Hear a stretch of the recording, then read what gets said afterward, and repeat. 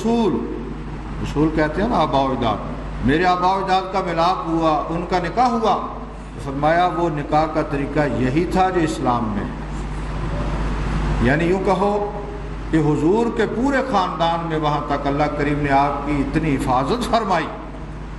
ان میں کوئی زانی نہیں۔ مثلا آپ میں سے کوئی میں اور آپ اعلان کر سکتے ہیں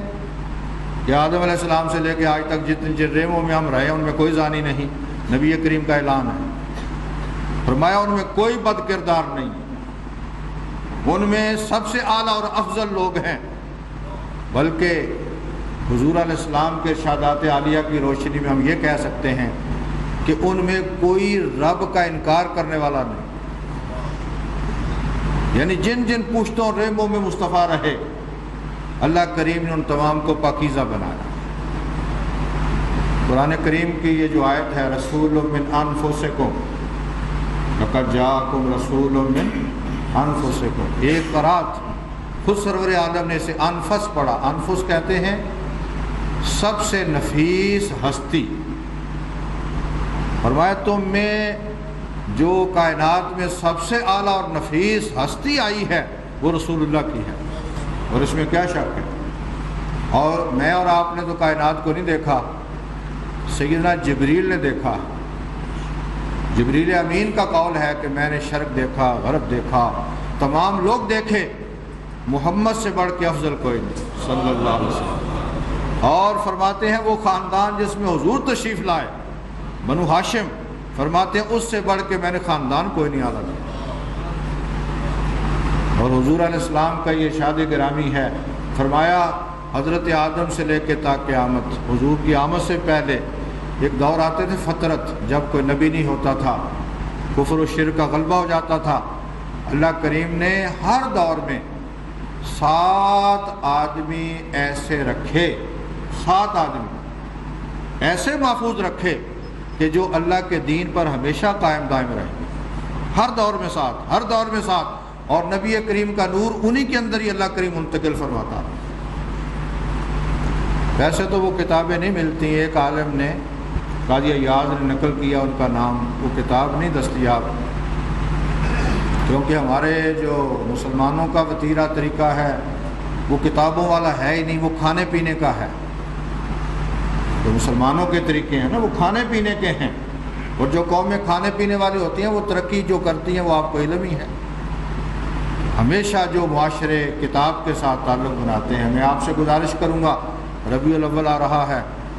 آپ کھانے پکائیں گے، مٹھائیاں تقسیم کریں گے، میری آپ سے گزارش ہے کہ اس موقع پر کوئی چھوٹی موٹی کتاب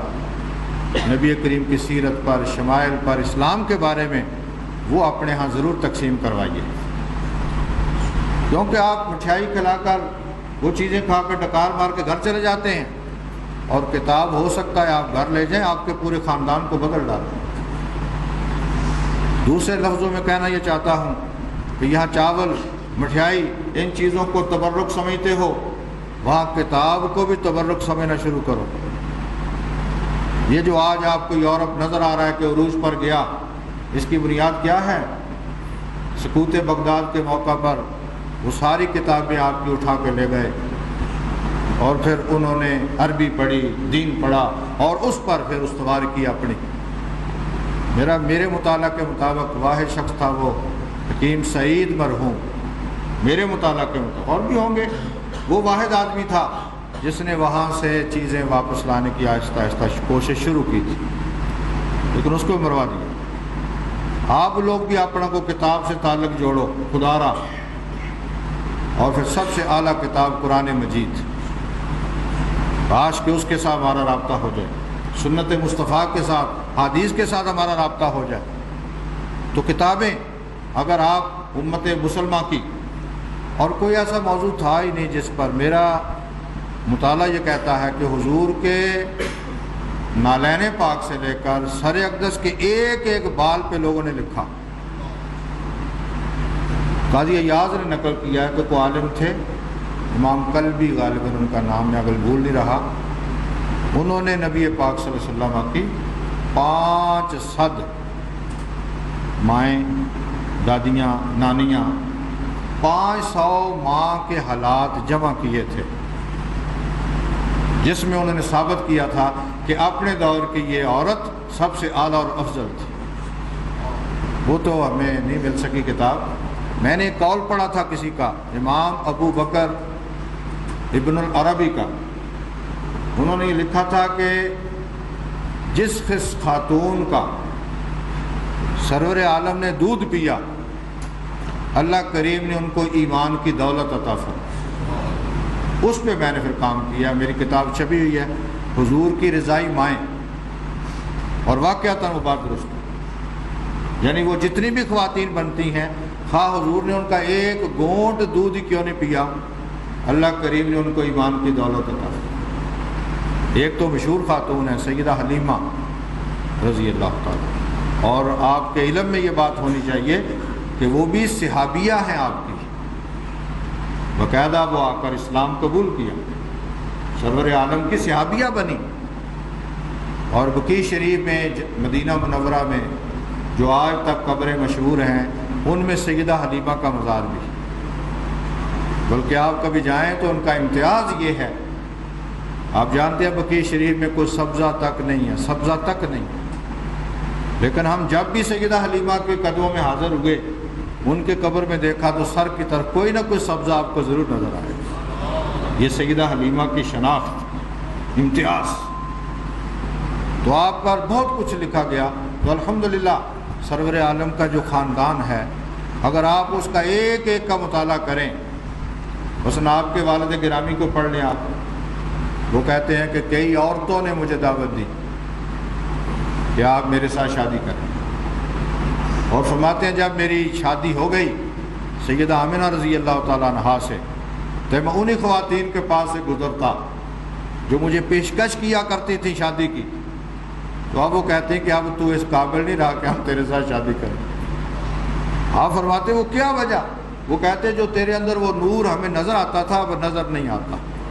وہ کوئی قسمت والی، وہ مقدر والی خاتون لے گئی۔ تو اللہ کریم نے اس طرح آپ کے دادا کو پڑھیں، آپ کے خاندانوں کے ایسے ایسے لوگ موجود ہیں جو باقاعدہ حرم کعبہ میں خطبہ دیتے، خطاب کرتے اور لوگوں کو بتاتے کہ ہمارے خاندان سے اللہ کریم محمد کو پیدا کرے۔ صدیوں سے آپ باقیوں کی باتیں چھوڑیں، ہر پیغمبر، یعنی سیدنا آدم سے لے کے حضرت عیسیٰ علیہ السلام تک جتنے پیغمبر ہیں، جو انہوں نے اعلانات کیے، ان میں سے ایک اعلان یہ تھا کہ لوگوں ہم اعلان کر رہے ہیں کہ ہمارے بعد حضور آنے والے ہیں، حضور آنے والے ہیں۔ گویا پوری تیاری کی گئی، اور سرور عالم کو میں اور آپ اپنے رب کا شکریہ ادا کیا کریں، بلکہ سجدہ میں گرا کریں، 2 نفل 4 نفل شکرانے کے پڑھا کریں کہ یا اللہ تیرا شکر ہے تو نے نبی کریم کی امت میں پیدا فرمایا۔ کیونکہ جن لوگوں کو یوں کہہ لیجئے کہ جس نعمت میں انسان ڈوبا ہوا ہو، اس کی قدر انسان بہت کم کرتا۔